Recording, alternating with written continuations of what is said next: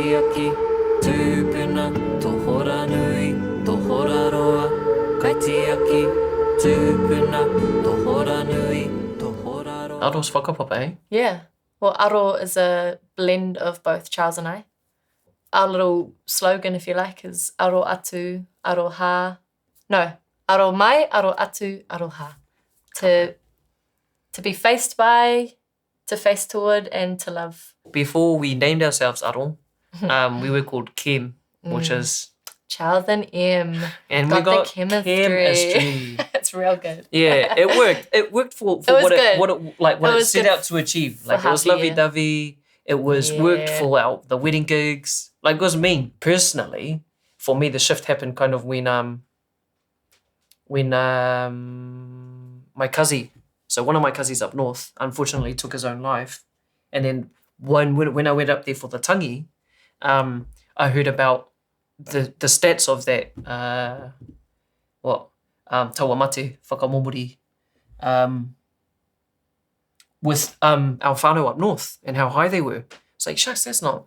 And I think from that instance, a bit of like a serious note maybe, or a serious seed was kind of sown in me, which I brought to my wife. And I was like, oh, how the heck do we... How can we get amongst young people? Because I don't know what the causes are, and I'm sure that they're really intricate and complex.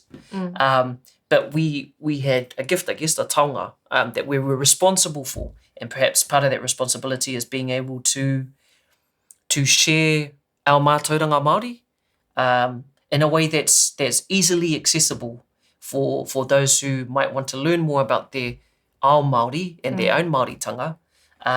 But might not know how to seek it out or how to access it. I think there's 2 or 3 instances I can think of where Māori have come up to us in their like 40s, like middle-aged Māori, being like, I didn't know our culture was this beautiful. I want to go back and learn my language. And that's all tied in, not just because we deliver the waiata in Māori, but the mātauranga Māori aspect, the storytelling, the beauty of our culture.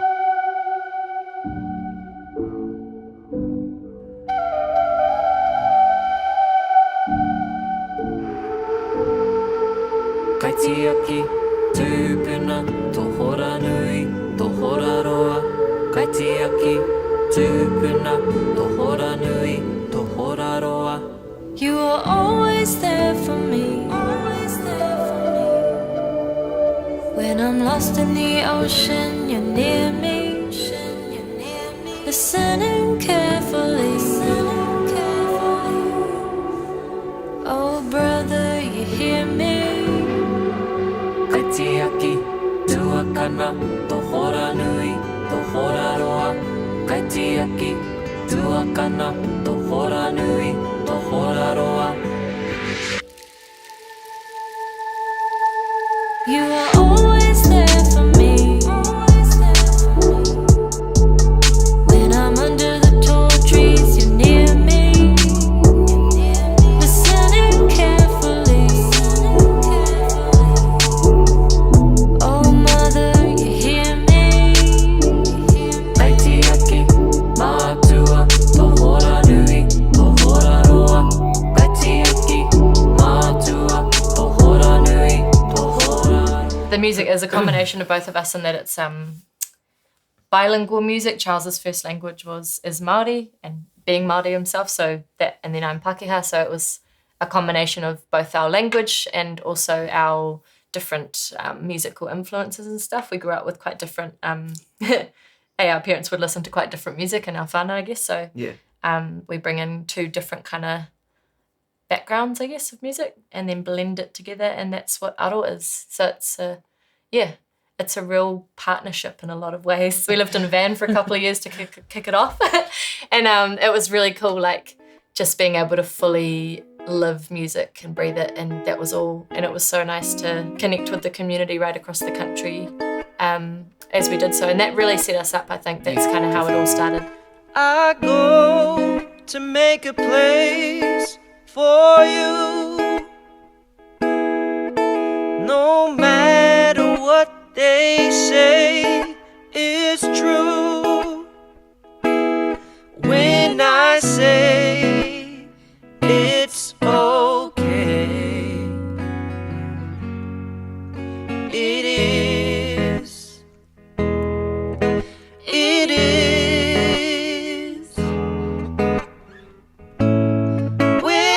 I go, you know, soon you'll follow me home.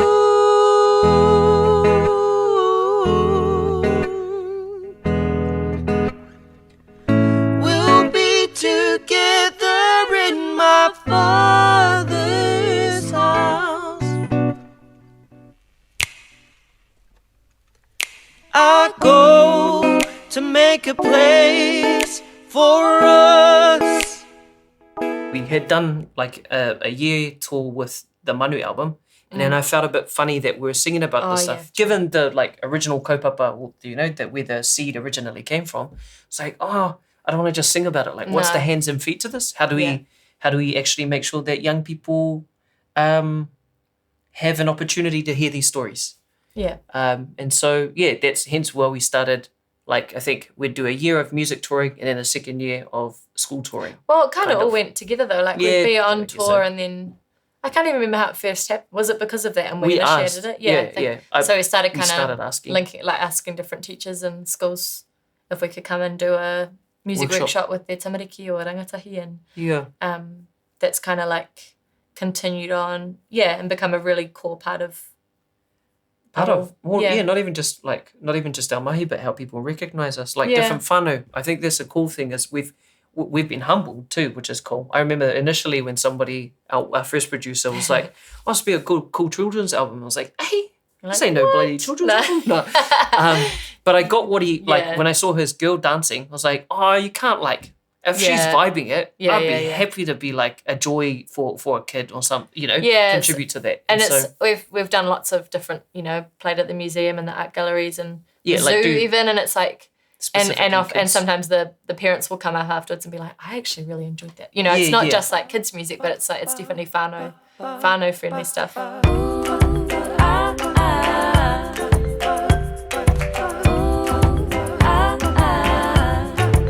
I te tangi o te Korimako, e aha tāna e kōrero, ka huri taku aro ki te whakarongo, ki te marama I te waiata.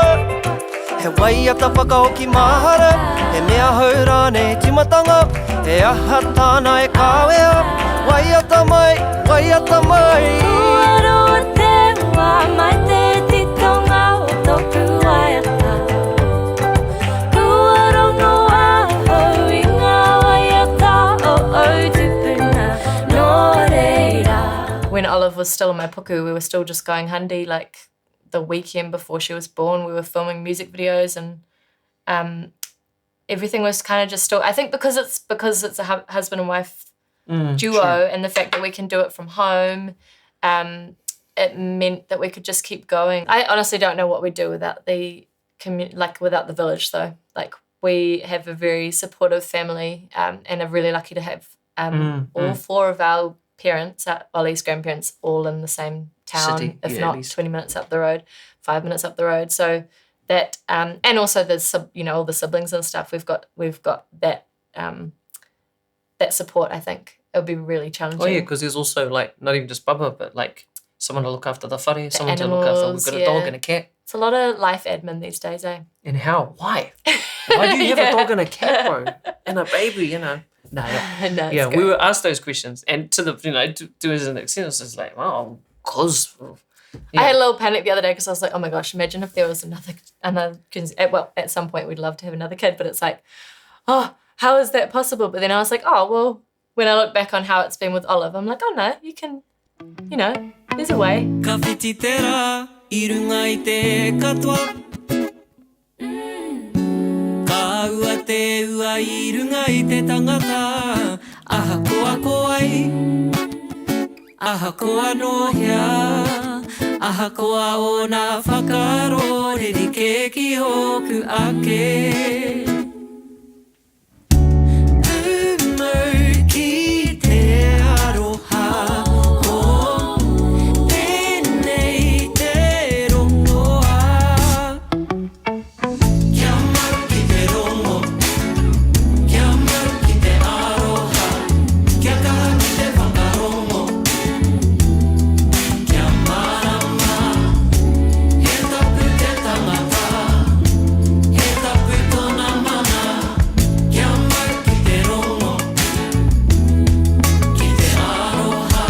One of my highlights has definitely been like the stories I was sharing in the beginning, where like Māori would come up and talk about how they've kind of distanced themselves from the culture, and then through our performance have come to learn for themselves how beautiful it can be. Because it felt like this was the right step to take.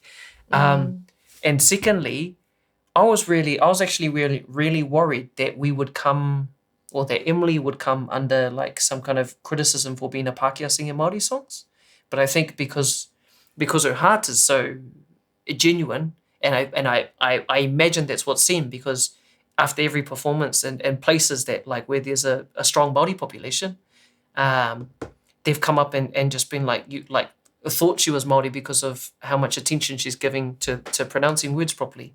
And like attached to that is how beautiful, I guess, M's been received, how beautifully M's been received from our Māori, from our whānau Māori, like across the country. A highlight for me is just getting to write music with Charles. Like, yeah, I think I never really dreamed of how much I'd love to be with someone who I can just write and create with constantly, but it's been amazing. It does actually feel like a dream come true, to be honest. Like, and now having a baby and still getting to, you know, do all of that. Like, we're really fortunate to have quite a flexible lifestyle where we can be on the road or take time to just focus on music together. I think, yeah, like I can't imagine life any other way, to be honest, but it's pretty cool. Yeah, I love it. I was just trying to think of a whakatauki. I can't think of one, but what comes to mind is that no carving is the same, but every piece of carving is beautiful. And let the carving take its place, because, like, you know, if you can imagine getting a tattoo and stuff, like there'll be some painful processes, but the product is beautiful. And it doesn't look like the other for good reason. Yeah. Because nobody can hold those patterns like you do.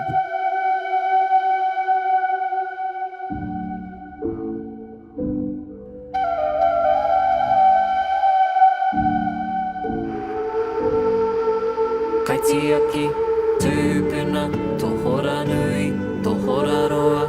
Kai te aki, tūpuna,